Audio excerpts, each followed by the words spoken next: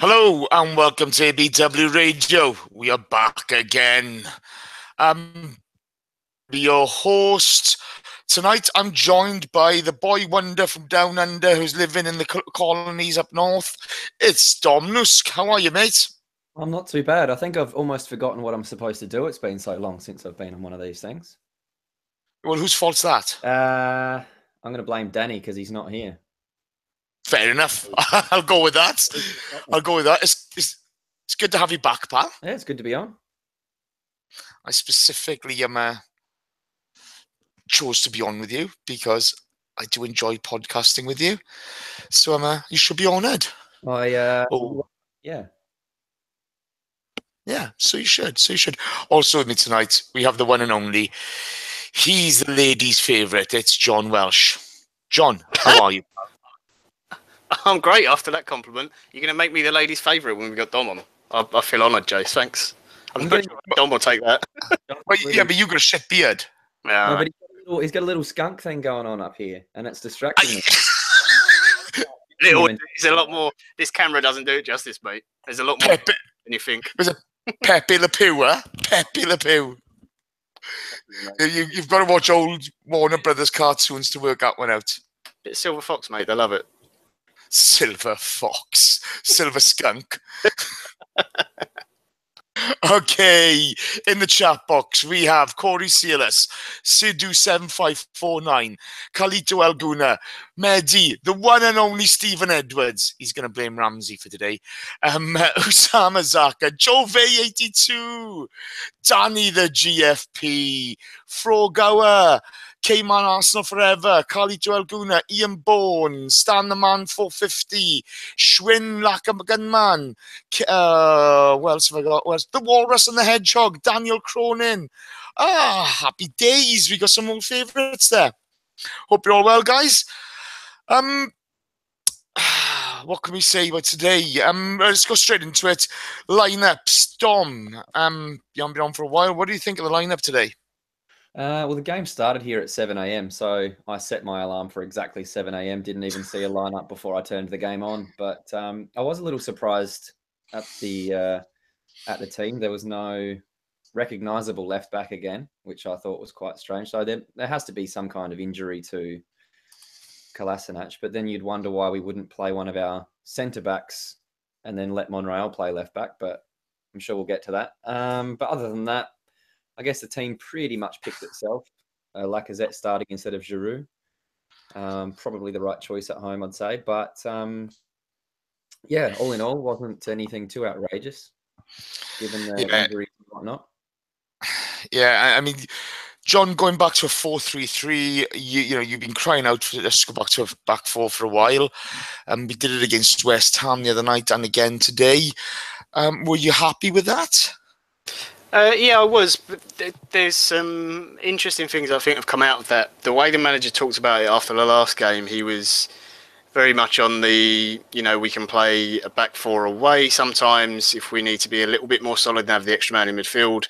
And if we're at home and we want to be a bit more expressive, we can play three at the back. But we didn't do that today, which didn't make sense against a team who are fighting relegation. I'm still happy that we had a back four, but I just think it kind of, what it says is he's more playing with that formation at the moment because he either hasn't got the personnel that he wants to play a back three, and he doesn't trust the people that he could bring in as options. We've got Callum Chambers, we've got Rob Holding, excuse me. So they're all players who could play in a back three who he's decided not to pick. Like Dom said, no Kolasinac. So is that injury? Is that just resting him? Monreal can play left back. You can bring one of those two I mentioned in at centre back. So I think it's as pleased as I was to see a back four, I just thought it was kind of the manager giving a hint of certain players he's maybe not trusting that much at the moment.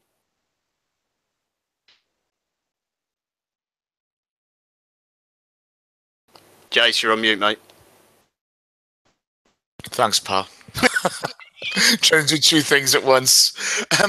Tom, as John's alluded to, maybe Arsene doesn't trust some of the squad. But, moving on from the West Ham game to today, I look at our back four and I think Shelney's short on confidence. I think his nerves are a bit short. He looked really shaky today. Monreal's trying to do maybe a bit too much. I think AMN, you can't knock him at the moment. He's doing a really nice job there for us in a position he's not used to. And Hector lacks confidence as well. Do you agree with that, or do you see it differently? What do you think? See it slightly differently, honestly. I think every time we've had a solid back three or back four or whatever we've done, it comes from dominance in midfield. It comes from the back, the back four players knowing that they've got that protection in front. And Xhaka had a terrible game today, turning the ball over far too often. And so for the last few games now, it's been awfully simple for teams to just run through our midfield and counter attack, which is one of the reasons why Alexis's wayward passing's probably been highlighted even more recently, because there's just no protection there whatsoever. And we're playing very high as well, trying to put teams under that pressure. But someone in the chat box put it really well earlier, I think, when they said that our best performance in the last 4 or 5 games was our 3-1 loss to Man United. And I agree. We haven't really dominated at a game like that since. So confidence, probably, confidence definitely would be an issue. But I didn't think Koscielny was that bad today. There were a couple of moments where he hesitated. Well, you're hesitating because you don't know what the hell's going on around you. He's playing in a back three sometimes, playing in a back four sometimes. I think, for me, I just want us to stick to a formation and perfect it and get a system down pat where everybody knows their role. And I've been saying that for so long now, and I think that's what you're seeing when you're seeing these world-class players, and they're international. They're going off to the World Cup. They just seem to be second-guessing parts of the game that they normally wouldn't. And I think that's a result of the formation and the system and the players around, where no one really knows what the hell's going on. No, I find that very hard to argue with a lot of the time. Okay, in the chat box now we have Jeffrey O'Hara, Brian, Nicky Wilson, the one and only Nicky Wilson, Benny Ogden, formerly Nozza, Sam Rogers. Have I missed anybody? Rudy Rastlos is back. Rudy Rastlos. X in there. Let's see. Have I missed any? I'm not sure. Yeah. It's difficult, isn't it, John? We look at us. We've had 3 really tough Premier League games now, and when you look at the talent we have available to us, and you look at the confidence they're playing with, it's not really working as well as it should, is it? No, and it's weird because we're talking about a win today and 3 points than the result we needed after a dodgy little patch of form. But again, we're here complaining because it's still not good enough. You say we've had 3 hard games. We played Southampton, West Ham, and Newcastle. West Ham 19th, Newcastle down at the bottom as well. They're in 17th, and Southampton 12th. These shouldn't be difficult games. They shouldn't be, but we've made them difficult, haven't we? Yeah, and I've heard different excuses. It's the fixture congestion started now, and I get that. Yeah, that's going to affect you, obviously. But our first team has only played Premier League all season, hasn't played in Europe at all.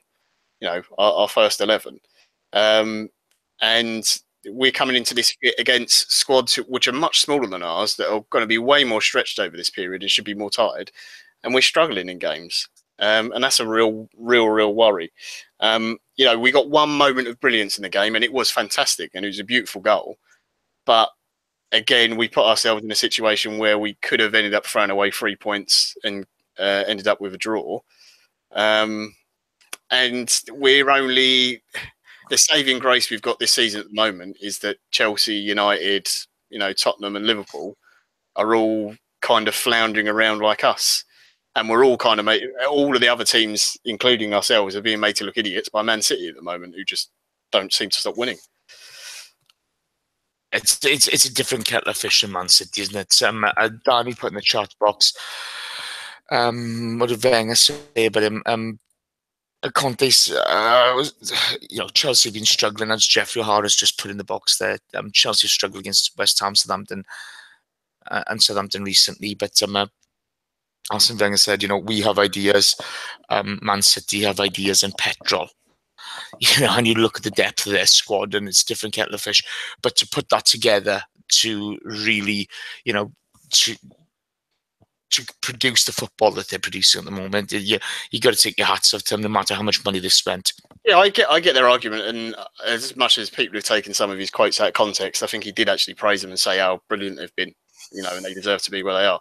But yeah, you look at everything Arsene said for Chelsea, Leicester, Liverpool, all the seasons when they weren't in the Champions League and they had no European football, or they had Europa League football, and that was all they had to deal with. He said, "Oh well, they've got the convenience of it. It's helpful. They can rotate their squad so much easier." Now we're in that position, and he starts making excuses. Don't get me wrong. I don't expect him to come out and go, "Oh yeah, we've been shit and whatever," because he's not going to say that. There's no point. It doesn't benefit the team in any way if he does that. He's not the kind of manager. But I think trying to say we've got fitness issues or anything else, or we haven't got the squad depth to deal with the extra games that come in December is kind of ridiculous. We have good enough players to beat those teams. Yes, we won today, but we should have done it in a much more comfortable fashion. Newcastle got 1 point from their last 8 games. Now 9 after today. That performance isn't good enough. No, I agree with you. Dom, before I go to you and the next question, Rob Wilkins has just put in the chat box, got loads of pissed up Geordies in my house. I'm milking it regardless. Pray for me. That's cheered me right up. That has cheered me right up. Mr. Bob Blex and 235100, Von Cringe, they're all in there.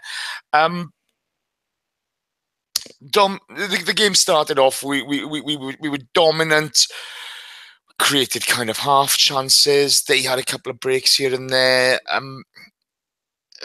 Did you struggle to watch that game like I did, or what did you think? What was your take on it? Yeah, I agree. I think we were pretty up for it early doors, and then we kind of just settled into the same kind of patterns of trying to pass through a brick wall. I think there were a few little moments there where, your Sanchez's and Xhaka were trying to clip balls over the top and try something a little different, but Newcastle did defend well. I mean, it's easy for us to sit here over the last few weeks and sort of pick apart our performance, but you do have to sort of remember that there are 11 other players on the pitch that don't just let you do whatever you want.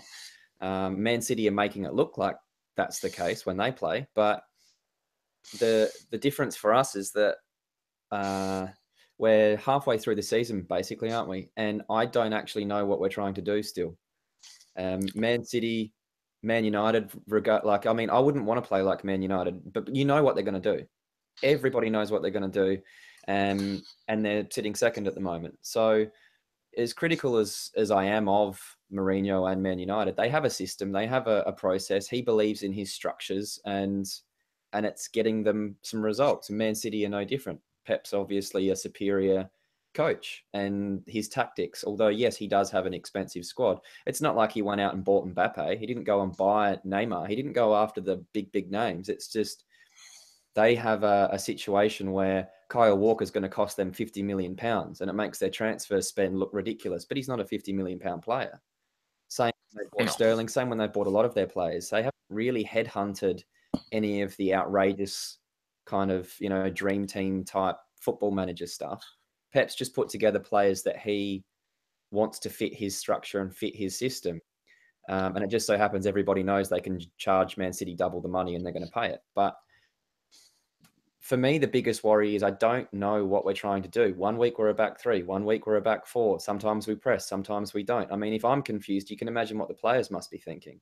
And that creates the uncertainty. And if everybody's not working, like the games that we play well is when it's very obvious that every single player is doing the exact same thing on the pitch, whether it's press, whether it's sit back or cornering, whatever it is. Against Man United, against Tottenham, the Tottenham game, we just put them under so much pressure and pressed every single opportunity we had. And I remember the commentators after the game saying, well, what are they going to do when they turn up to Where was it? We'd had was it Burnley next week? I think it was. Yeah.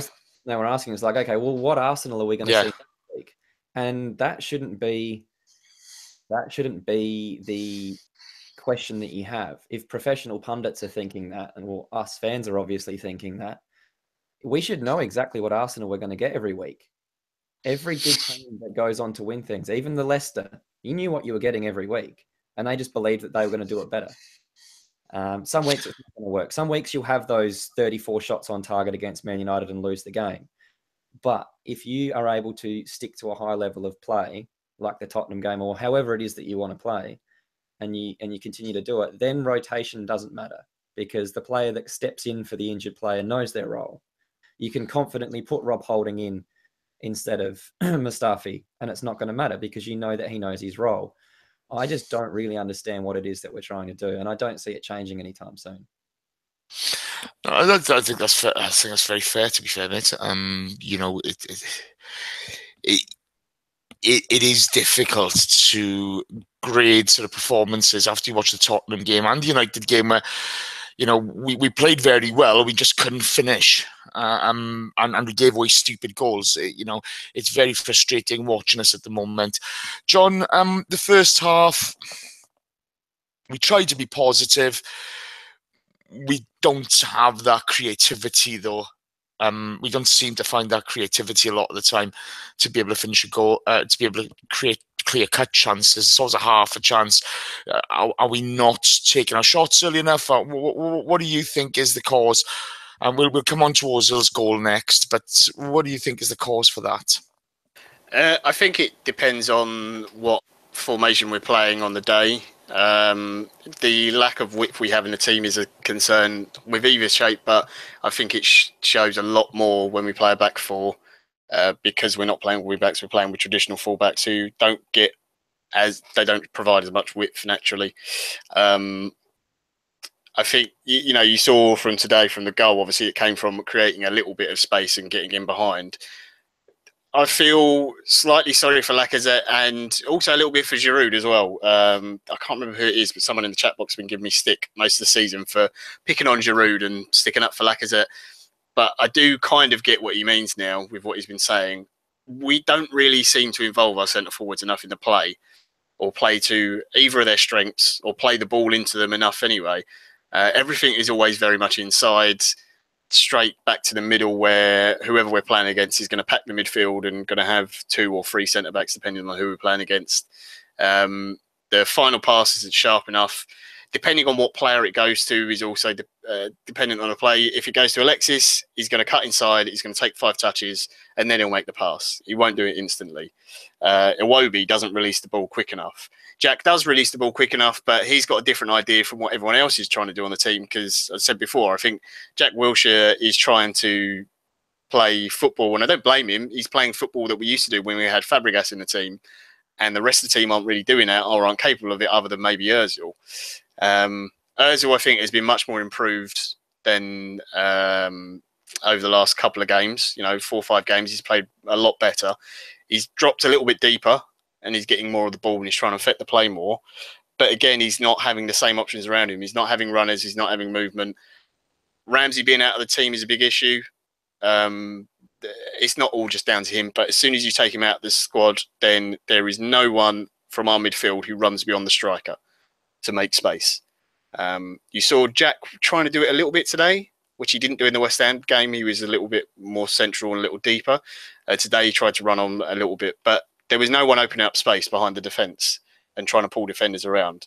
And when you add all of that together, you're just not going to create that many chances. Having said that, today I thought we were better than the West Ham game. I thought the opportunities we created and the space we made was much better than we have done the last few games. But players not being clinical enough. Lacazette wasn't today. He had a good couple of opportunities. Jack should have scored today, and he didn't. He really wasted a good chance. Alexis was better than he has been, but still really poor today. Hasn't found his form. Until he gets dropped from the team or gets back to his best, that's going to affect us, because that's one of our key players in the build-up. And also, I think the fact that him on that side, he doesn't often pass outside of him to whether it be Maitland-Niles, Kolasinac, whoever it is. So again, restricts our width. So you put all of those things together and you're just not going to create enough opportunities in the game. And like Dom said earlier as well, you've got to account for the opposition, because I actually don't think Newcastle were particularly good today, and you can see why they're in a relegation. But I thought on the West Ham game, West Ham played well. I thought Southampton as well, they defended well. So sometimes it is just the opposition playing, very good football.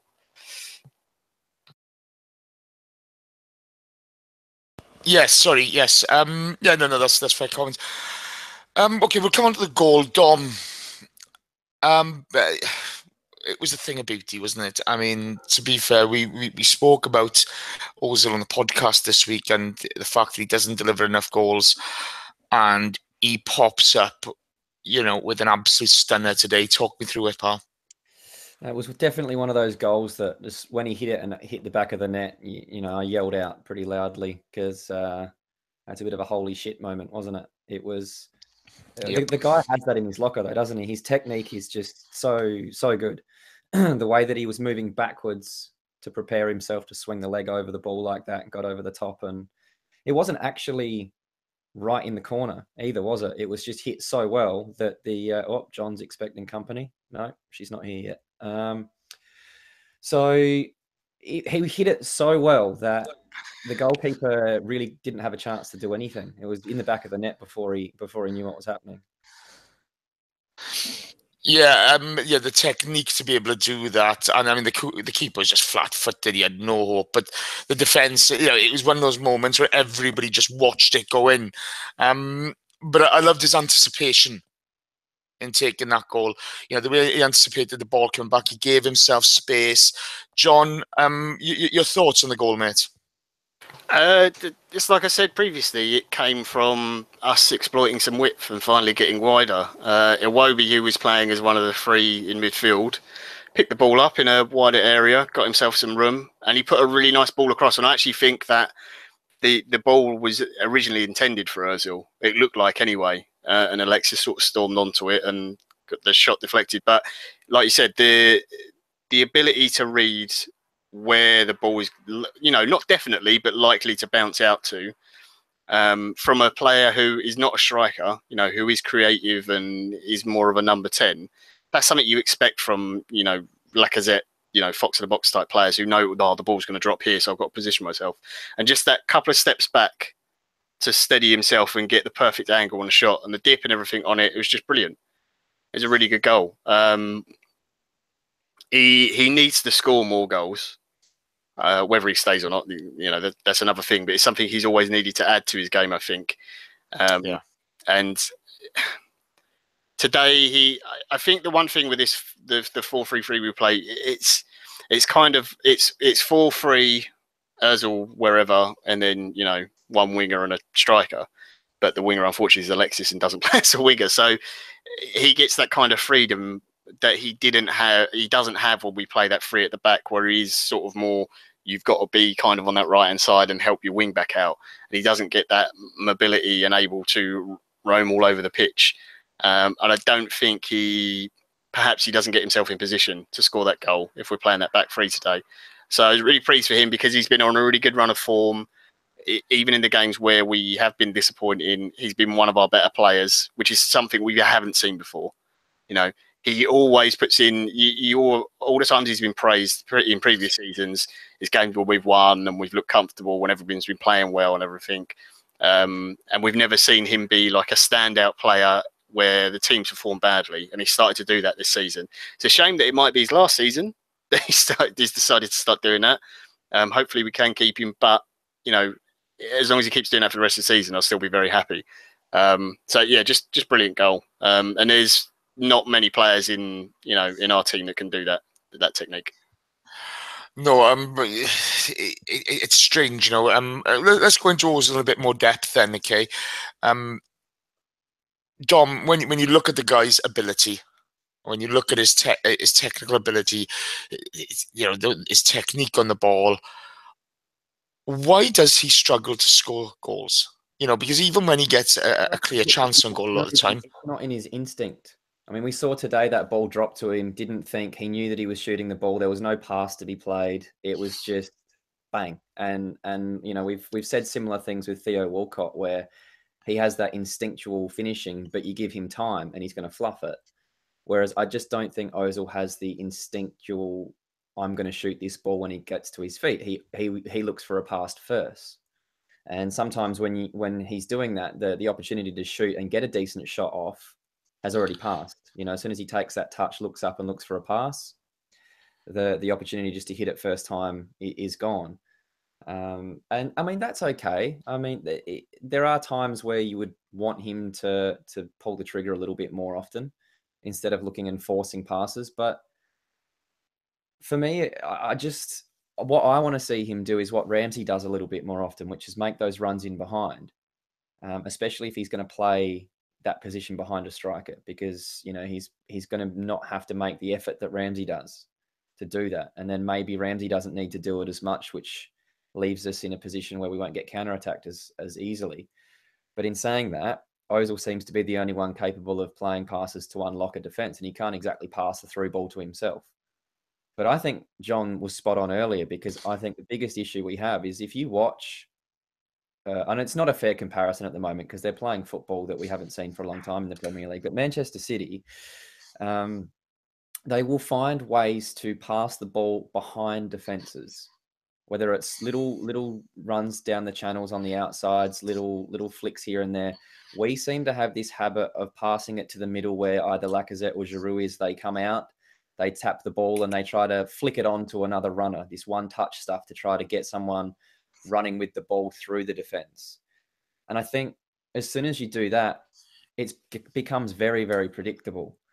And I don't think it puts any kind of fear into a backline, or not necessarily a backline, because Man City are having to deal with the same issues that we've had, where teams are going to go and sit there and try and block up space and defend. But Man City find ways to pull defenders out the way, little sliding passes through channels. And we've got players that are capable of playing those passes, but what we don't have is players that are going to make those runs to get on the end of it. And I think that's half of the issue. Like Sanchez on that left wing and Iwobi are not players that have received the ball behind the back four. They're just not going to make those runs. They will run towards the ball, pick the ball up and dribble and cut inside. But there's no one making those runs in behind. And John's spot on. If you're going to play a front three, you need those wingers to do that. And then you can do these little cut balls across the box and, you know, sliding things and just causing chaos and get a rebound and someone slaps one in. But when you're just trying to force the ball through the middle like that, it doesn't matter if Lacazette's starting. It doesn't matter if Giroud's starting. We could have Messi up there and it probably wouldn't help that much at the moment. If you're going to play so one-dimensional and try to force the ball through, it makes it extremely easy to defend. Yeah, no. To be fair, I mean, Maitland-Niles, I think. Was it Maitland-Niles with the cross that led to the goal? No, I think it was Iwobi. It was Iwobi. It was Iwobi that... It was a really... You know, I give Iwobi a lot of stick, and rightfully so. You know, he's a talented boy, but his decision-making is putrid. It's just awful. But the cross he made set that led to the goal was really intelligent. It was behind the back four. It was, you know, cut back. It was really nice. Obviously, you know, we had the thing that led to that. We're going to stick on Iwobi, John. You know, you look at his feet. He's got a fantastic pair of feet. He's obviously massive talent. Okay. But I think he's struggling in this team at the moment. I think, you know, he was better than he was today against West Ham, but still, he's not effective. He's not effective for us. Do you see it differently? What do you think? Sorry about that. Yeah, I think since we've changed the back four and he's been allowed to play in midfield, he's done better. In a midfield three, it's more natural for him to be central than it is wider. You know, he can find his own little pocket of space and turn with the ball, and he likes to carry the ball and try and get past a player or make the pass. It is down to his decision making at the moment. That is what he's struggling with. Lots of people talking. There's a few people in the chat saying about how good he is for Nigeria, and it's true. He's really good for them. I know international football is a different level and.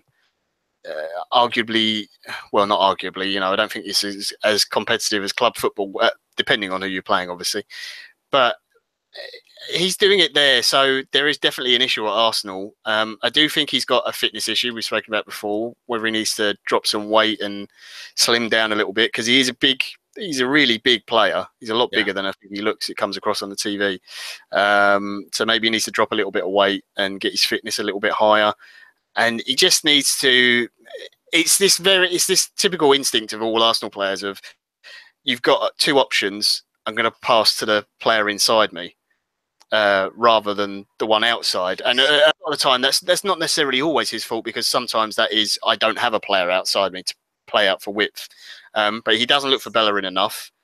I think partly of that is Bellerin isn't getting there all the time anymore, which is another issue. But also, Bellerin's delivery is not great as well. So do you really want to pass to him? I think playing in a midfield with, essentially, it's really more like a midfield four, because Ozil basically plays in there as well. He's playing with three other left-footed players, which is probably slightly odd to play to. I don't think people realise that you generally try to play into people's feet, and it's probably kind of confusing constantly playing into a left foot, but everywhere else on the pitch is a right foot, and you're looking in central midfield, it just doesn't feel right. So I don't know if he needs a break from the team, maybe. I'm not sure what will fix it. I've seen people talk about loans and stuff. I think he's past that point now. He's past that age. It might be needs a little bit of a shock to the system and say, no, you know what, you're not playing well enough. Someone else is going to come in and nick your spot, and you've got to reassess and go back. But this happens with young players. They come in, they do well in their first season or half season or whenever it is they come into the team, and then they drop off a little bit, and they have that natural dip, and then they'll come back up again. So I expect, or at least I hope he's got the ability to get better. The one thing is now, you said about his good feet. Was it Steve said he's got dancing feet, like Tina Turner? So which came up this great. I've got this horrible mental image of Iwobi cross-dressing as Tina Turner singing Private Dancer. Or so I was watching the last 15-20 minutes of the game. I mean, it cheered me up because it made me laugh. But yeah. Mate, I never, ever want to enter your mind. It is a sick place. A truly sick place. Tom, the first half carried on. We had chances. We didn't finish them. We came on to the second half. Again, we had chances. Lacazette spurned a couple of ones where I thought he should have done a lot better. Maybe not scored, but at least test the keeper. We're suffering from this at the moment, aren't we? I mean, the lack of lack of ability to finish, and the lack of creativity to create really, really solid chances where you can hardly miss. We're just not doing it. We're just not doing it. What are you going to put that down to? And I know you're going to mention football identity, etc. But is there any other reasons that you put it down to? No, like I was saying earlier, I just don't think we have any other dimension to our game, and I don't think that we have players getting in behind the defence to give people, or the defenders especially, something else to worry about. I know Walcott's become a bit of a little bit of not a running joke, but you know what I mean. He's not really a serious conversation piece in this Arsenal team right now, but he's a guy that scored 19 goals last season, and he did miss a big part of the season. And I think he was working quite hard when he was playing. It's just that the formation that we were playing at that time meant earlier this season with the back three means that he was nowhere near being able to get into this team. If we're going to do three at the front, I'd much prefer to see him playing over Alexis right now, because he will get in behind and give the defenders something else to worry about. He will get in behind and get on the end of a pass from Ozil. He will make those runs constantly. And it opens up space between the lines, because if they play and just sit there assuming no one's going to run in behind, then he's going to have all the space in the world. And they can't. And if they sit back a little deeper, then it's going to give Ozil more space to run and create in between the two banks of four. So every time he's played, even if it's a substitute towards the end of a game, he causes issues. Whether he's getting on the end of the ball or not, it makes the back four or five or whoever we're playing have something else to think about, rather than just us playing it straight down the middle and trying a little flick on And the amount of times we did that today, and how many times is that going to come off, really? Like, how many times is this little pinball stuff, like the Norwich goal with Wilshere, actually going to work? And it's the reason I've been so critical of Sanchez lately, is because he's not playing the percentage play. If there's an easy pass to play down his left that is going to keep the ball moving and keep the attack moving, and a left back is making an overlapping run, I can almost guarantee he's not going to play it. He's going to touch the ball 5 times. By the time that he looks up to play the ball, the left back's already made his run, and now the left back's out of position. So if he inevitably gives the ball away because he's going to try some Hollywood pass, then the left back's out of the game. There's a lot of aspects. There's a lot of things that I think need tweaking, and I think just shoehorning Alexis into this team right now is actually hurting the flow of our attack. I would love to see what would happen if... what I would have liked to see would have been a forward line of Giroud up top against West Ham, with Alexis and Ozil, with Lacazette and Ozil behind that, and Alexis can go and sit on the bench. I think Lacazette's link-up play and his passing and the way that he moves around is a lot better than we all thought. I think he has showed that. He's got a quick mind, doesn't he? And he's also got the finishing instincts and stuff. He's not going to be as prolific as Alexis, but I think just for the overall flow right now, I think he's a better fit to put into the team. If you're going to squish someone into the team, I'd rather have someone that's committed to being here than somebody that isn't playing well, and we don't know whether he's going to be staying or not. So why have a reliance on a player that isn't actually producing? If he was scoring and assisting like he was, in periods last year, for sure, you put up with the fact that he's probably going to end up leaving us. But he's not performing at all. So I don't really see any point in shoehorning him into this side right now, because I don't think it's beneficial to anybody. And you can see the frustrations with the players too. Apparently him and Wilshere had a few heated words last game. Yeah, I think he's frustrating a lot of people. There was the chat about him and Ramsey not getting on and not passing to each other. And that dissipated because I thought they linked up quite well over a few games. Obviously, then with the injury, you see Jack coming in, and to be fair to Jack, I love the way he's vocal. He'll say exactly what he thinks. What do you think of Jack's performance today? Meh. Same. What about you? Jack? Yeah, I didn't think he wasn't as good as the West Ham game. I thought in the West Ham game he was much better. You saw all the good things you see from Jack, or you expect to see from him, and you see those exciting things where he receives the ball. He waits, brings in like 3 players, turns all of them, and he takes 3 or 4 players out of the opposition. Just bypasses all of them, and they're all then they're the wrong side of the ball. But today it was weird. He wasn't playing as advanced. In a West Ham game, he was a lot further forward. He was still picking the ball up deep, but he was taking the ball further forward. Today, he was a lot deeper.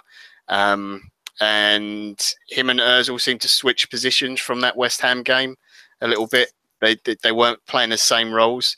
So I don't think he struggled today. I just didn't think he was as effective going forwards. But he's definitely seemed to me anyway to be playing a slightly different role. So I don't know if that's a manager or a fitness thing. You've also got to take into account this is the first time he's played 2 games, full 90 minutes in 3 days. Yeah, Jesus, it's got to be years. And I thought he's come through both games. He had a chance to score, in which I thought the West Ham game, okay, maybe not get a goal, but he should at least hit the target. Today, I think he should have scored rather than straight at the keeper. But he's come through both, got kicked quite a few times, got up every single time, finished the game, seemed to finish fine. Maybe lagged a little bit in the last 10 minutes, which you kind of expect. So overall, I'm really pleased with the way he's performed so far. I'm not sure he can do 2-3 games a week though. Maybe as the season goes on, he might get there. But at the moment, I would probably only play him 1 game a week, and then maybe give him 20-30 minutes kind of thing. I think the big problem is with Jack at the moment is the pressure on him from the fans. Yeah. People, they talk as if he's the saviour. Yeah. well, we've spoken before, and there's one game he's dominated in his Arsenal career against Barcelona, which set the bar so high for the guy. Live up to that week in, week out. Yeah. And I do agree. You look at his talent on the ball; it's undeniable. He's a victim of his own ability. It's a weird thing to say. It's kind of like how Arsene Wenger is perhaps slightly unfairly judged over certain seasons because of what he achieved in his earlier career. Because everything's set at that standard. That's not you have to hit that. That's what we expect. You should be hitting that and above, And Jack's done, unfortunately, kind of got the same thing as well. Yeah, but again, given his talent and he can do things with the ball. He's a bit like Santi Cazorla in the fact that he's a unique talent. Yeah. In this squad, but he needs to influence games more. Yeah. Do you know what I mean? Players around him that are able to function well too. I just think the way that we're playing right now, it's very difficult to and I'm going to contradict myself here, but I think it's very difficult to isolate a certain player and be really overly critical. Not that we're doing that of Jack, because I think he's been quite good. Because he's good, but he's not the second coming of Jesus. No, he's not. But I think that you would see a better Jack if everything else was running smoother. Yeah. If the team functioning, results aren't necessarily what I'm talking about here, because you can play terribly like we did today and win, or you can play amazingly against Man United and lose. But it's the way that we've been playing for all of this season that it's not like you can plug and play. It's not like a Man City where if a player is slightly out of form, it's going to show because everyone else is playing so well. It's very difficult to know what their level is at right now, unless they've been I think Ramsey is a standout for us. I think Ozil's been a bit of a standout for us. But other than that, there hasn't been too many games in a row where everybody's played really well. If everyone had a 7 out of 10 game on the whole field, you would assume that you're going to win most games, right? Yeah. Yeah. And I don't think we've had too many games like that this season where there's been we've sat here afterwards talking and said, oh, wow, who didn't play well today? It's more, well, Ozil's played well in some bad games. Ramsey's played well in some bad games. We're talking more so about team performance than we are individuals. Otherwise, we might as well start the whole team. And I don't think Koscielny's a bad player, but he's had some bad games. I don't think Xhaka is a bad player, but man, he was not good today. And some of his passing and his decision making was horrible. But I want to know more. I want to know why. I want to know why it is that he's making these decisions. Are there someone telling him to? Is he just not comfortable being isolated in that role? Does he need somebody else next to him? Is the formation not suiting him? I don't know. But there's a lot more going on than just pointing out individual mistakes and saying that player's not played well. Yeah, but I'm going to come back on that now, okay? And, the Iwobi shot today, which he rolled at the keeper, the Jack hitting it straight at the keeper, and the one he should have hit the target at least on the other night. These are individual errors, which these guys are better players than that.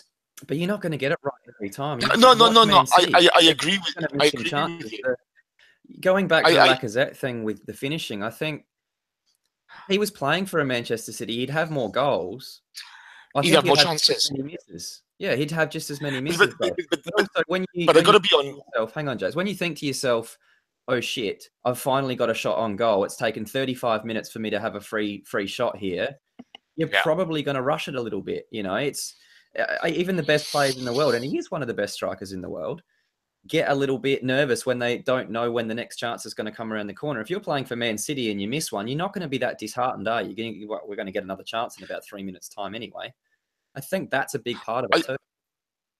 I agree with what you're saying, but these individual moments are what make and break you. Okay, that's going to give you confidence, or you're going to kick yourself for the next 10 minutes on those shots. Okay, and everybody's human, and you don't want to hammer anybody for that sort of thing. But I think as well, if you're actually looking at it, the decision making from Iwobi when he's got ball at feet is so poor. Nobody's sure what to expect.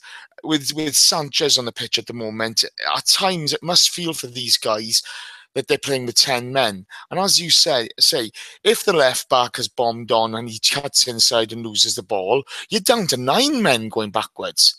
And I think that, when you look at Koscielny and you look at his form recently, Laurent Koscielny's been a wonderful player for us. He's always had a rash moment in him. He's always had a rick in him. But at the moment, his confidence looks shot. He's playing stupid passes.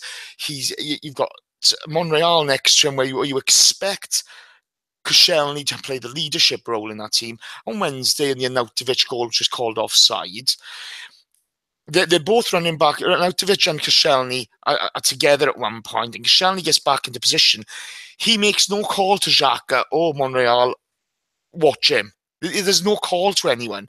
He seems to be struggling, and I think that goes through the team. I think we're a bit like bunny in the headlights at the moment. Our confidence is shot because, if the ball's going to Sanchez at present, whereas last year he'd get an assist or get a goal very often, more often than not, it's coming back and we're being counter-attacked. And that's a big issue.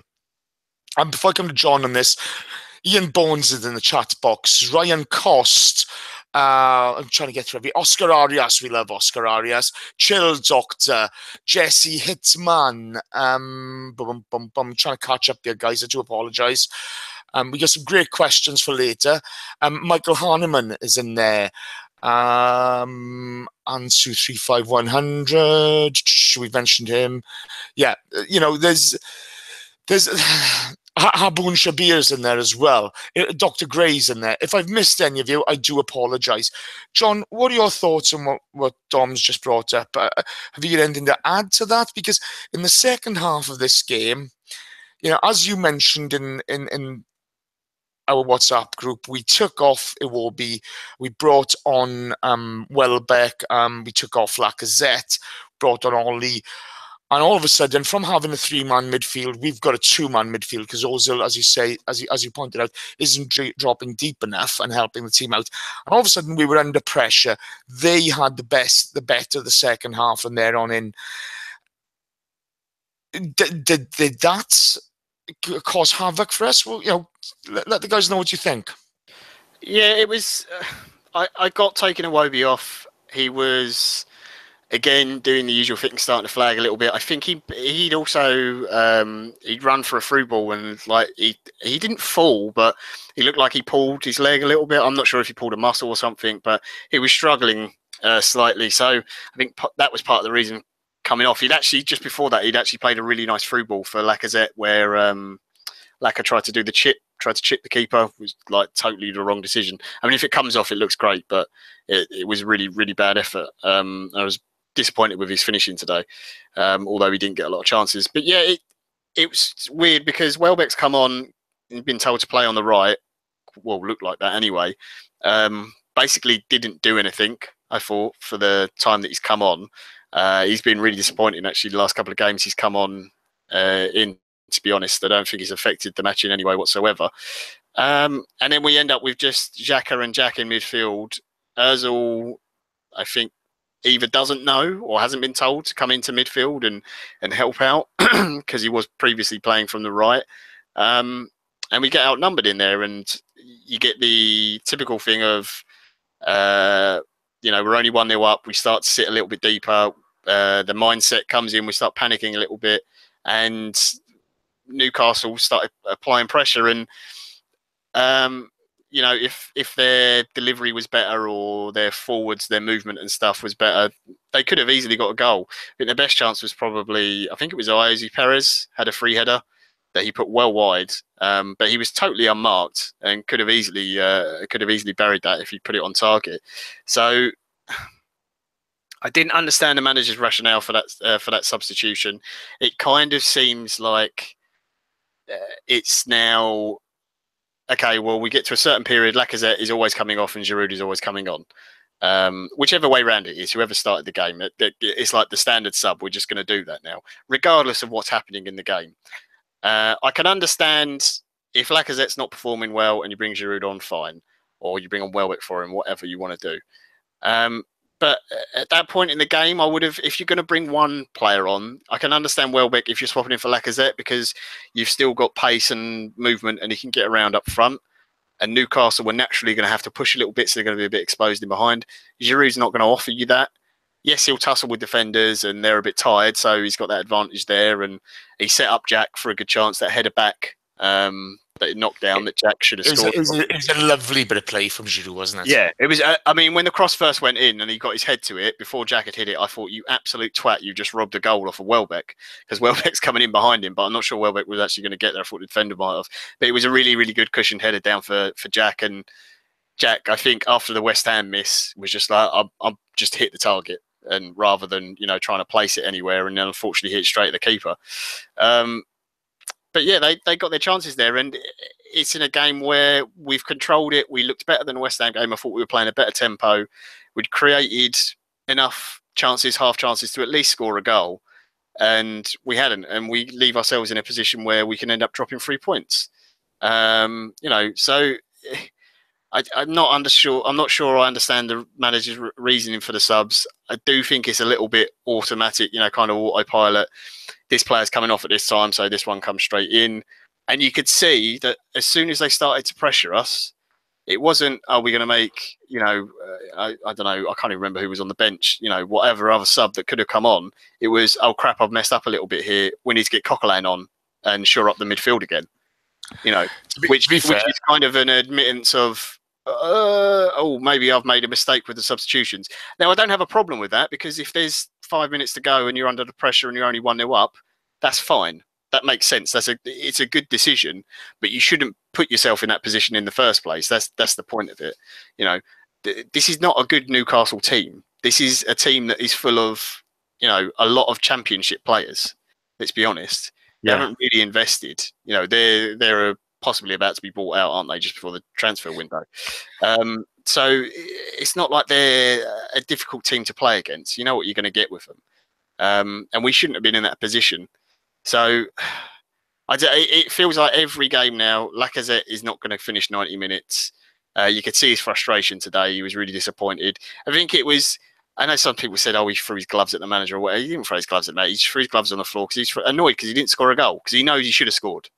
That through ball from Iwobi where he took the chip shot, he knows he should have at least hit the target there and worked the keeper. The one where he created a little bit of space for himself and turned the defender inside out, he had the shot and he blasted it over. Again, he knows he should be hitting the target there because he's good enough, because we've all seen him, the goals he's scored.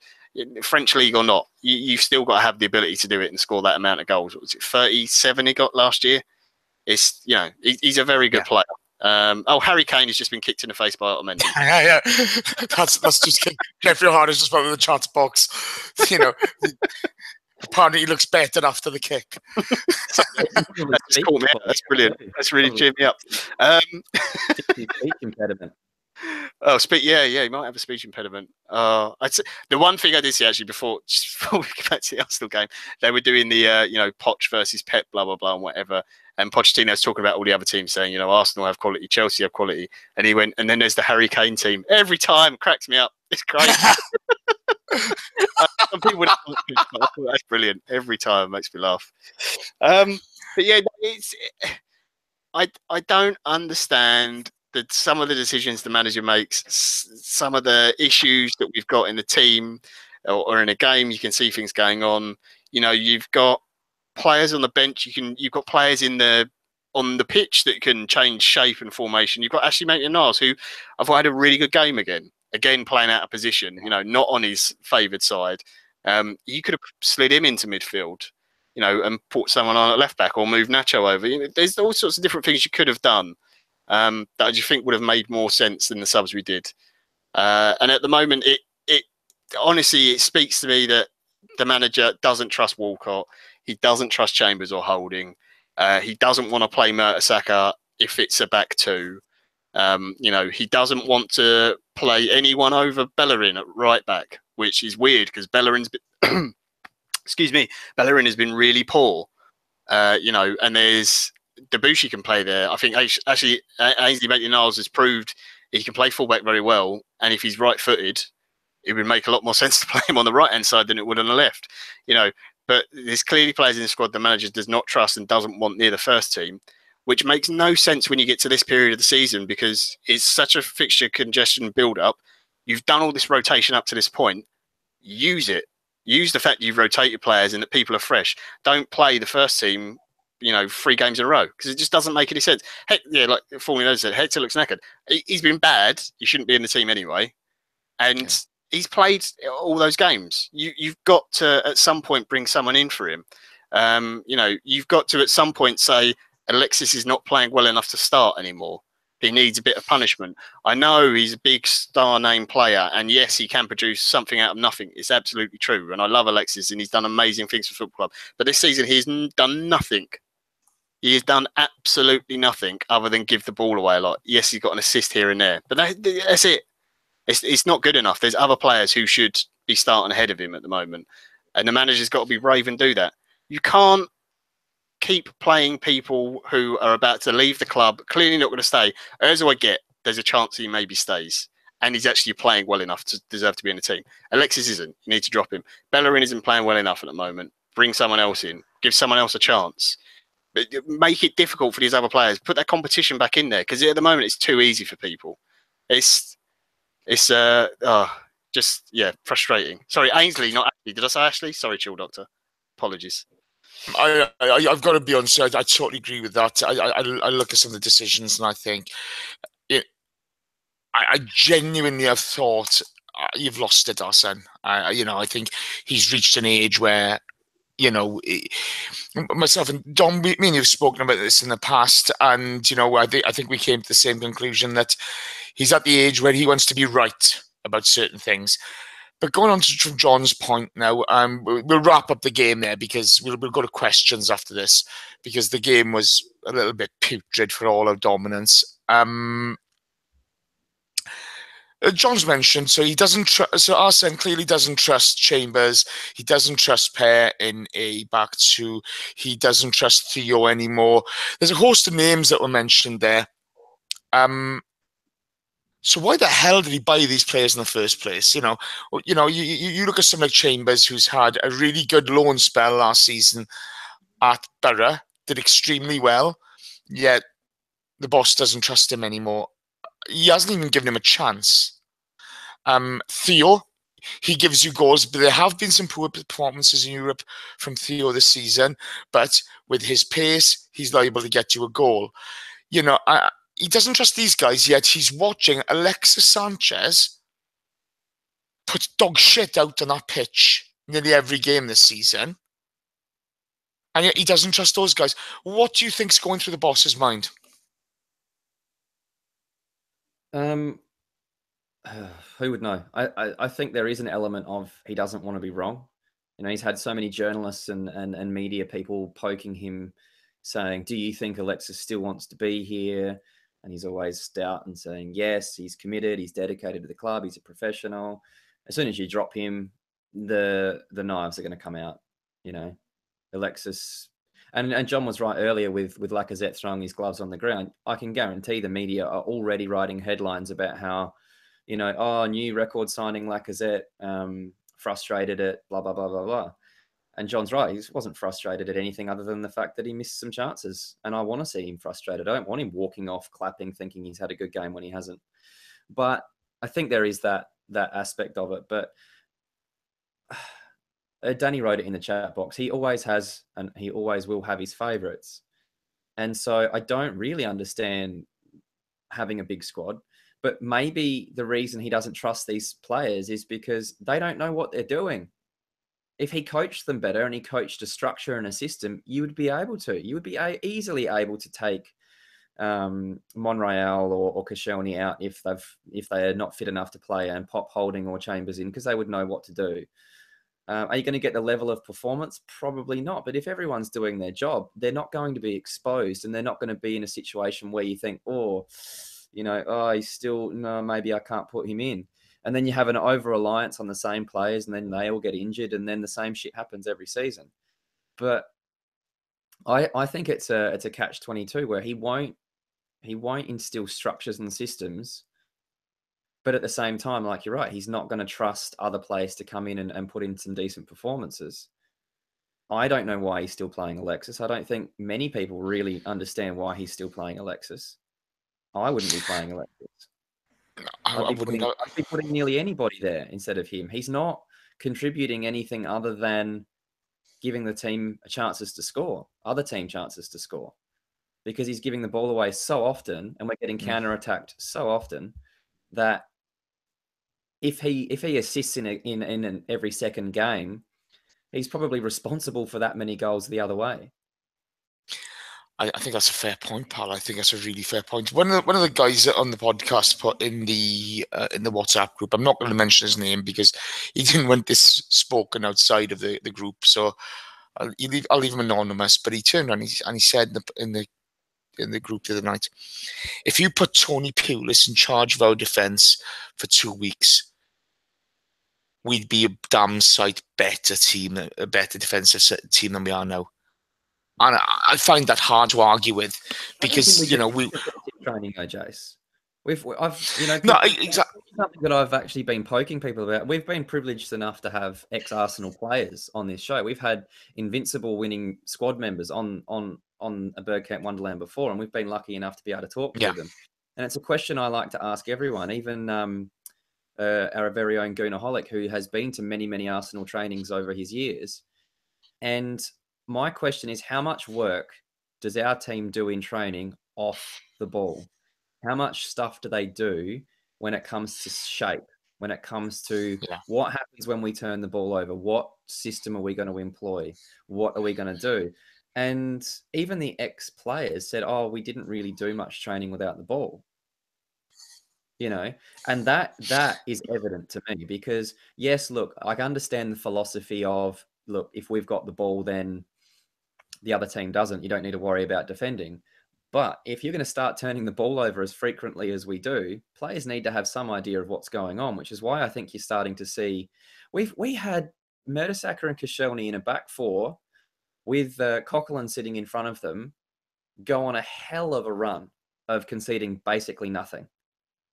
So we're capable of doing it. The problem is I don't think we have a team right now that knows how they're supposed to defend.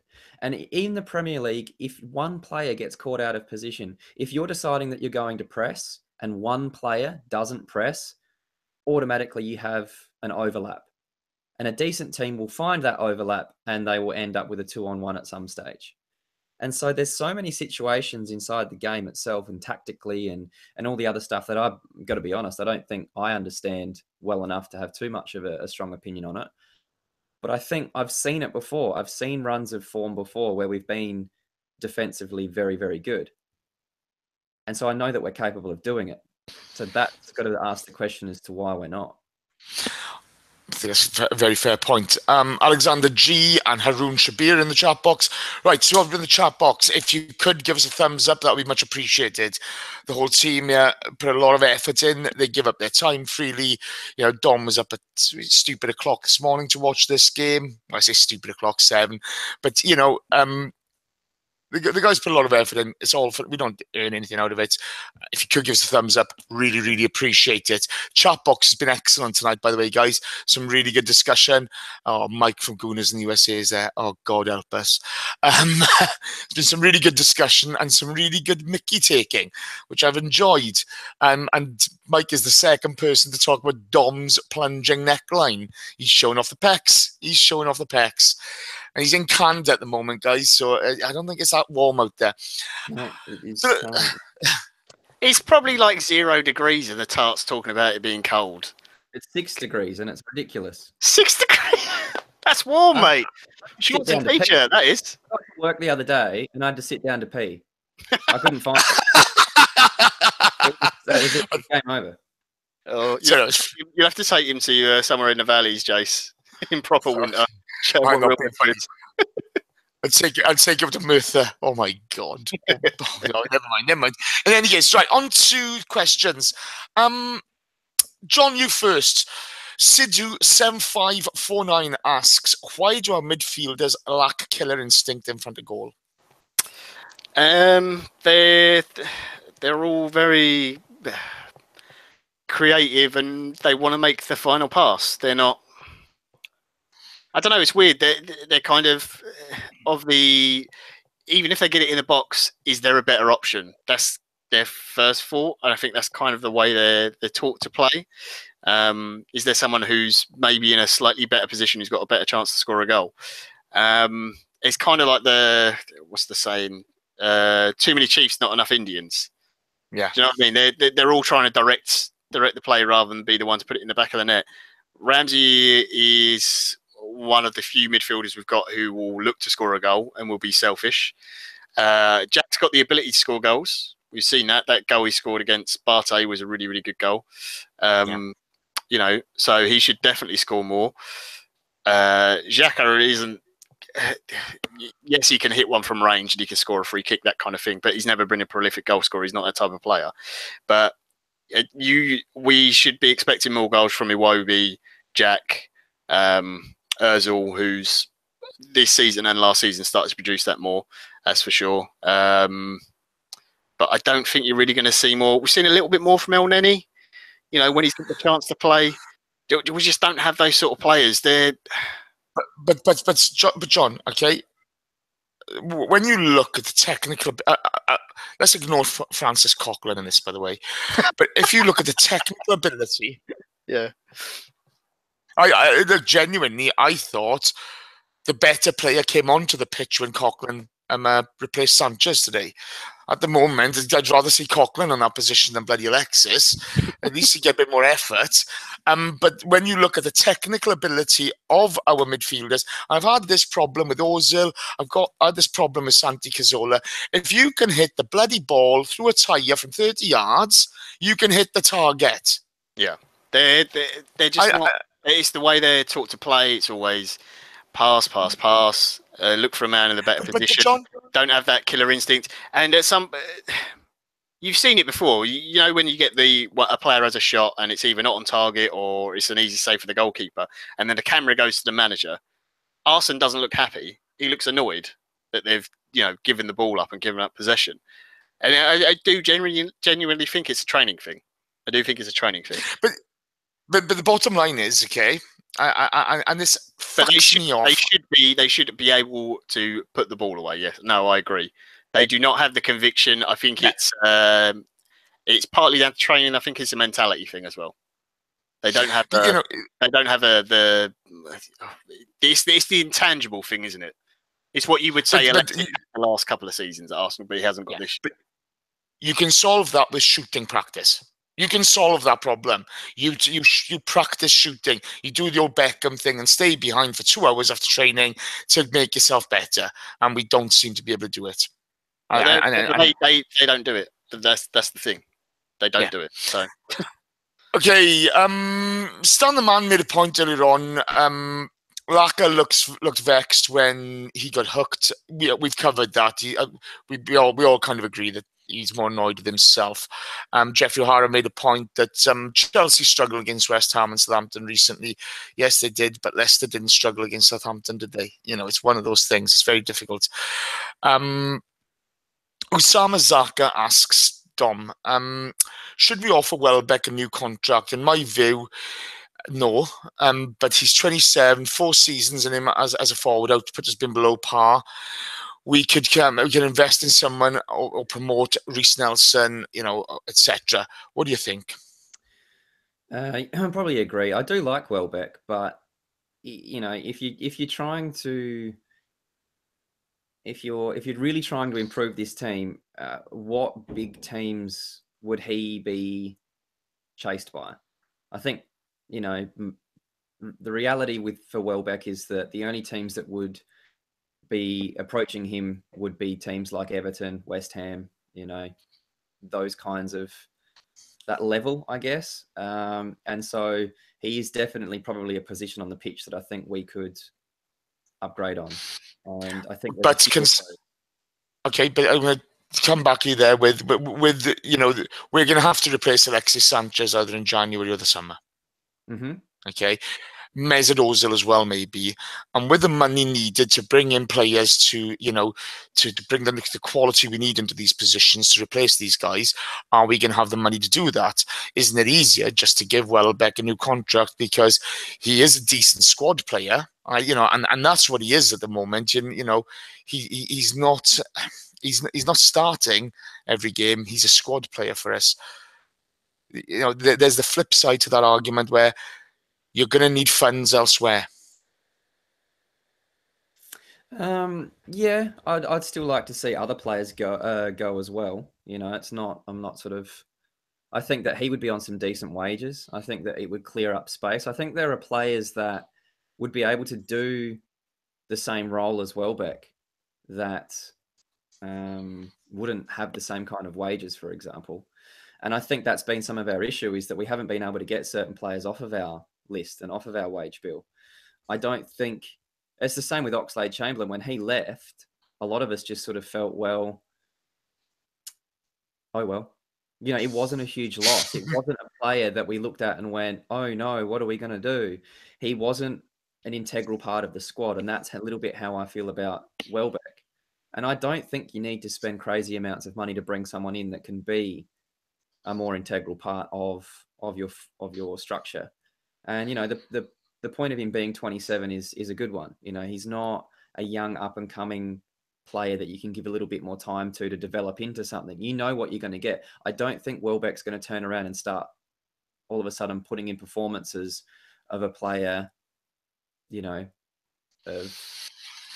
I don't know. I can't even think of any examples off the top of my head. But the performances that he's putting in for us, whilst not terrible, and I do think he adds a bit of value to the team, he's not somebody that you're going to want starting all the time, is he?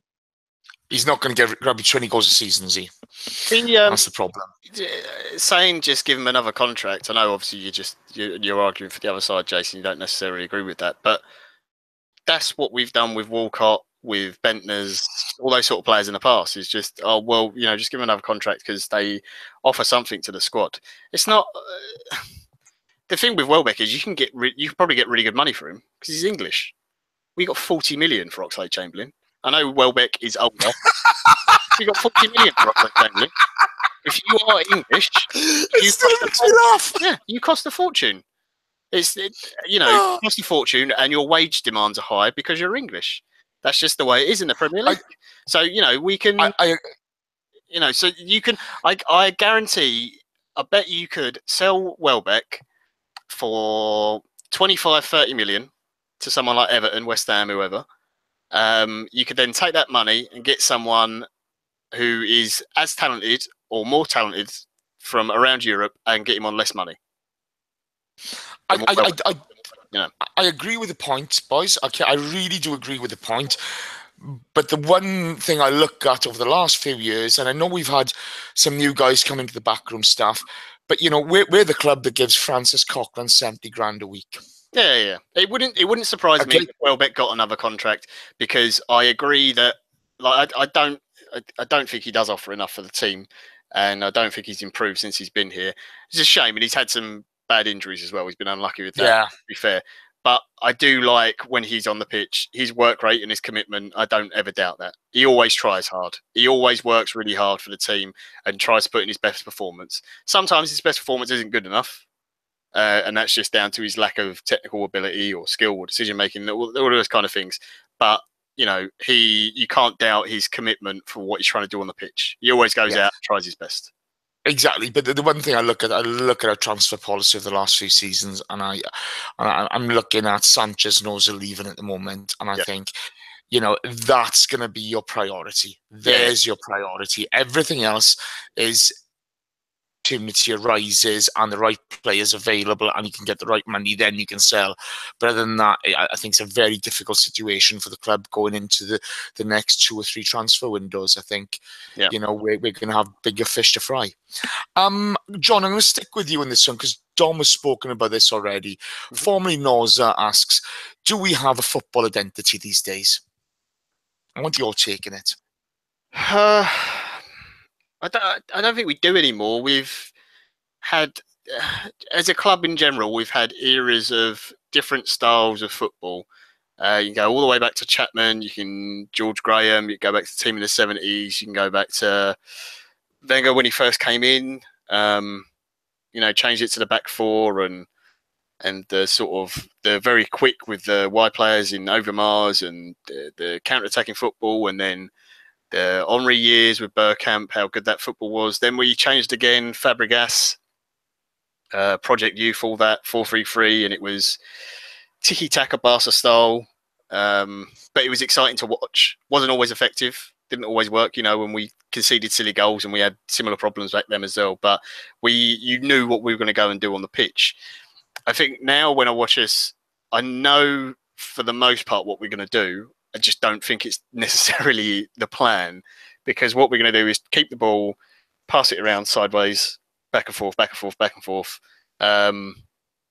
get to the 18-yard box, and then go left or right instead of going forwards. And we don't, there's no cutting edge to it. When we're all on song and we're playing really, really well and we're playing at high speed and the movement's perfect and everyone's moving about, then there's gaps and you can see some of the pretty goals we score. But it doesn't happen often enough. And I think the philosophy of Arsene Wenger has changed to, when you're in the final third, you kind of do what you want and it's free form and, there's no real directions. It's you get to that point of the pitch, get on with it kind of thing. There's no real instruction. And I think everyone's habit, because we are such a passing team and have been for so long, and that's the way they're brought up in the environment, like young players like Bellerin, but players who've come to the squad go, oh, it's Arsenal. They're the pretty passing team from the Premier League. The first instinct whenever you get the ball is just to pass it on to another guy. And it's always an easy pass to your left or your right-hand side. And they don't necessarily take the adventurous one going forwards. If they do, then they either do an Alexis Sanchez and give the ball away, they do an Aaron Ramsey try a fancy flick and it doesn't work, and then everyone gets on your back for it. So it does make me laugh. I mean, you talk about the Ramsey and the fancy flicks. I've heard people say, "Oh, I don't like him doing the fancy flicks. Don't like him doing the fancy flicks." And yet, there's the goal against Tottenham. There's the goal against Galatasaray. Right? Sometimes they come off, and other times they don't. I don't necessarily have a problem with a player on the 18-yard box trying to make a little flick round the corner pass or a little dink over the top or a through ball, and it doesn't come off. Because at that point of the pitch, if the opposition you're playing against is playing properly, it shouldn't come off because they're defending. But this is the side of it. With the lead back to Lacazette for the goal against United, then people say, "Oh, I'm not sure if he meant it," and you think, "Oh, come on! You can't keep on hammering people." You look at Jack with the way he carries the ball at his feet. He does that to create. And I love that about him.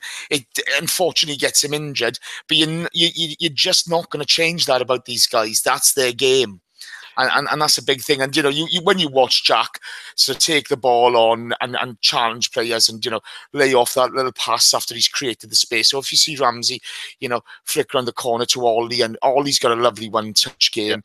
It's a thing of beauty to watch. It really is. These guys are talented guys.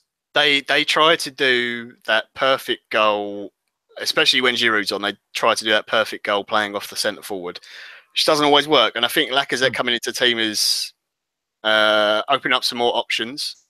Yeah, it's made players like Ozil play a bit better as well because they've got a different striker in front of them and different kind of movement, which opens up space for him as well, which is nice. But until you get the manager sat down with the team and saying, right, you know what you should be doing in this section of the pitch, this section of the pitch, you know how to keep possession, all these things. But when you get to the final third, right, if we're playing with a back three, Kolasinac, Bellerin, stay on the touchline. Do not come off that until you are, level with a 6-yard box. Then you can come in and pull it back. But you want to stay as wide as you can, stretch the opposition, make some space. Lacazette, work between the 2 centre backs or 3 centre backs, depending on what you're playing against. Try and move them about, stretch them. Ramsey, keep your runs going. Try and drag a midfielder, confuse them. Confuse whether the midfielder is going to follow your run or the defender's going. And when you get that, and if anyone who's in the chat box is watching Man City at the moment, you'll see that they do first time switch the ball instantly as soon as they get it out to Sane or Sterling. And they do it without looking because they know those players are going to be there. They know exactly that's where they're going to be on the pitch because they've been told that's where you're going to be. And if they don't do that, they get dropped and they're out of the team because they have a plan. If you watch Tottenham, they do the high press thing, and City do it as well, where if you lose the ball high at the pitch, everyone presses. It exposes you at the back, But if you can win that ball back within 5 seconds, then you've got a really good part of the pitch, and the other team isn't organised properly, and you can exploit that. All of these things, all these teams in the Premier League, they all have a set system in play, and it's through every third of the pitch. And I think we have defensive midfield third, and then the front, the final third. I don't think we have that. And I think that just comes down to, it's not a lack of coaching, because I think Arsene Wenger does coach attacking football. Clearly he does. That's what he wants to play. But I don't think he gives set directions on what you're supposed to do. He will show you and give you examples and say, you can do this. This is a good move. You can position yourself here and create space over this space. But he doesn't say, this is what you should be doing against this opposition. This is what you should be doing against this team. I've shown you what you can do in the final third. Just now go and do it. I trust you to go and do it on the pitch. And I think 10, 15 years ago, that works. I don't think you can do that in the Premier League anymore. The competition's too high. The other coaches are much more intelligent than they were before. Players are better coached than they were before. I think I think you're bang on. Dom, Stephen Edwards asks, does 4-4-3 mean no place for Kolasinac? No, not at all. I think that he's carrying a little injury at the moment. I don't think he's fit enough. I'm not really sure how they're going to get him back into some kind of fitness, but I remember it was someone to do with Arsblog. It could have been Gunnerblog or Tim Stillman or someone that had an amazing tweet about Kolasinac before he'd even played a game at left back for Arsenal, and it went something along the lines of, the timeline of a left back at Arsenal. He'll come in, he'll play a great to start with, then he'll be exposed by a lack of defensive nous, then everyone will call him shit. And that's exactly what's happened. It's amazing how easy it is for us to predict the life cycle of a player in a certain position for us. And that's true. I know that Koscielny has made some individual errors, but I've seen the best centre-backs in the world make individual mistakes. But usually they're covered by the rest of the defence. Whereas if one of our defenders makes an individual mistake, it gets punished because no one knows what the hell's going on. So I think that that to be able to predict that kind of life cycle of a player, especially a defender, says a lot about how we defend. It's sad, isn't it? I think one of my problems at the moment, and it's with Koscielny, and I love Laurent Koscielny. I think he's been a fabulous servant to the club. But when you're making the same mistakes, it's frustrating. It's lunacy to make the same mistakes. But I think that comes from the manager as well. I want you both to answer this one. We get 2 more questions and we're done. Okay. Michael Hanneman asks, why does Wenger always no, that's the wrong question. Sorry. Yeah, well, we're going to ask it anyway. Why does Wenger always insist on subbing Lacazette, and when he starts, and then leaves him out there and to come on for 5 minutes when he doesn't start, like on Wednesday? John, your take on that? I've got no idea. Honestly, I don't understand it. At the start of the season, I thought it made sense because he's new to the league and there is a physicality difference and there is a pace difference from Premier League to Liga. It's not as big as everyone thinks, but there is going to be a noticeable difference. And, I think he's started to deal physically a little bit better with the league, and you can see he doesn't go down quite as easily and he fights more for the ball. But at this point in the season, the fact he's played no Europa League games, he's missed some big games as well, not been started for them. I think now he should be playing 90 minutes. I think some of his frustration today was obviously, missing the chances he knows he should have scored. And yeah, I think a little bit of it will be, I've been taken off. I'm disappointed. I think if you look at statistics for strikers, goals that they'll score in the last 10, 15 minutes of games, if you're in a game where you're dominating it, that's when you're going to get a lot of your goals because the other team will be more tired by them because you move the ball about a lot. So he's probably frustrated with that as well. I think there is an element of, not that he doesn't want to upset Giroud, but Arsene Wenger clearly does very much like Giroud. He's got a lot of time for him, which I understand because he's been a great player for the club and he's got over 100 goals for Arsenal, which is no small achievement. And he's done it at a time when the club hasn't been at their best.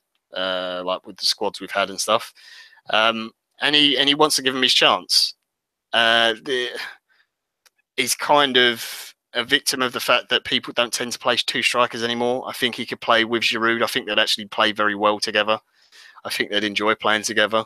I think he can play wide left as well. He's been quite comfortable doing that. He did that at the start. And if you were going to drop Alexis, then why not play Giroud, Ozil and Lacazette as your front three? I think that's fine. You know, I think that's something you can do.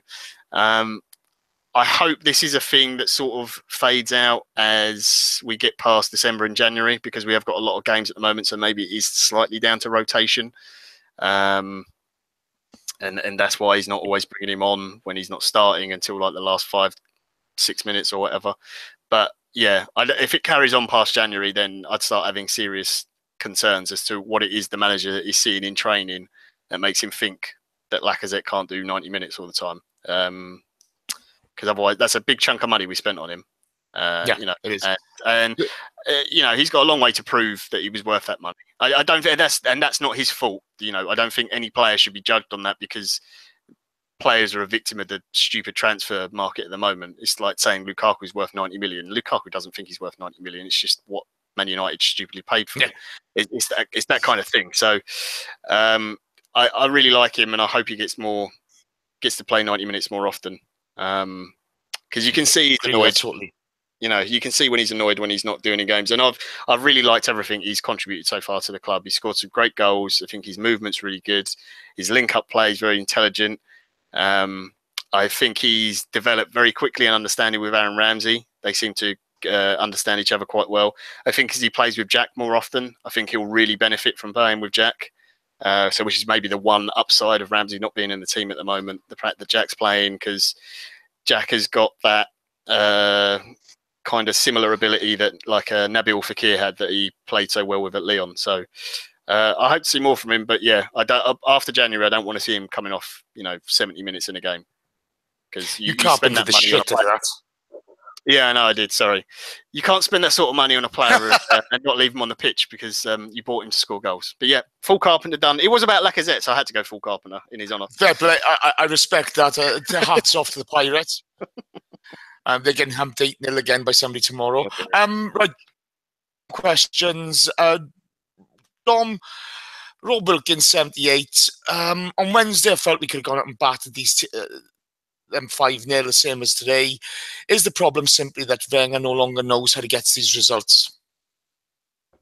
Well, we did batter Everton 5-1, wasn't it? And we battered Barté. They were awful. They were. Yeah, but the Barté with a dog and duck. Newcastle weren't exactly better. Exactly, but we didn't get the result today, did we? No, that's exactly right. So that's exactly the issue, is that, I mean, what we have 7 shots on target today, and scored 1 goal. Yeah, 11 off target, something like that. I'm not sure. I don't think the quality of our shots are great.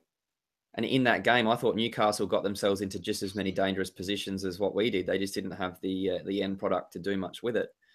And West Ham, you could probably say the same thing. Dominating possession doesn't mean much anymore. It's not a good indicator on whether you've dominated the game just because you've had most of the possession. Used to be a few years ago, with the whole tiki-taka Barcelona style thing going on.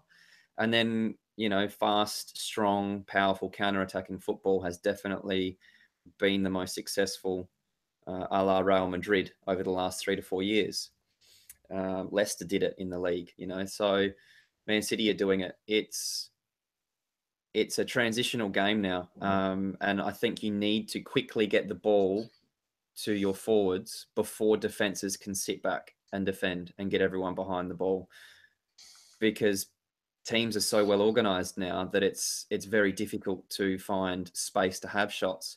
And I don't know too many times where we were running. Well, there was a couple towards the end of the game, but they still didn't quite get the ball there fast enough.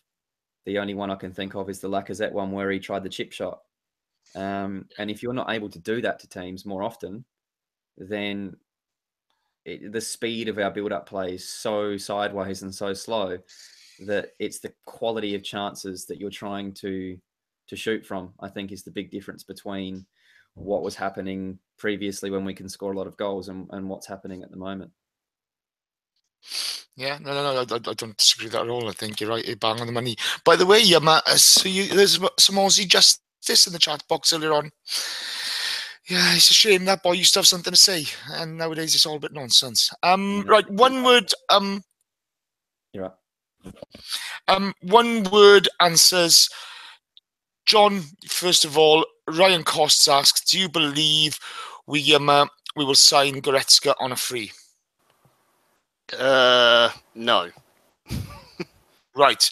Dom, Chill Doctor asks, should we go for Mahrez when Ozil or Alexis leave? No. Okay, that's pretty straightforward. That's it for tonight, guys. A big thank you to everybody in the chat box. You know, other than one idiot, it's been really fun tonight, and it's been really intelligent. My thanks to Dom. Dom, thank you very much, mate. No worries at all. Thanks for having me. Good to have you back. It's good to be Enjoyed back. that. Yeah, yeah. My thanks to John, Pepe Le Pew. Cheers, Chase. I enjoyed that because I really didn't enjoy the game. I really didn't enjoy the game. I thought the game was frustrating and our usual fare from the last couple of weeks. But thank you everybody for listening. This has been ABW Radio. Take care. Good night.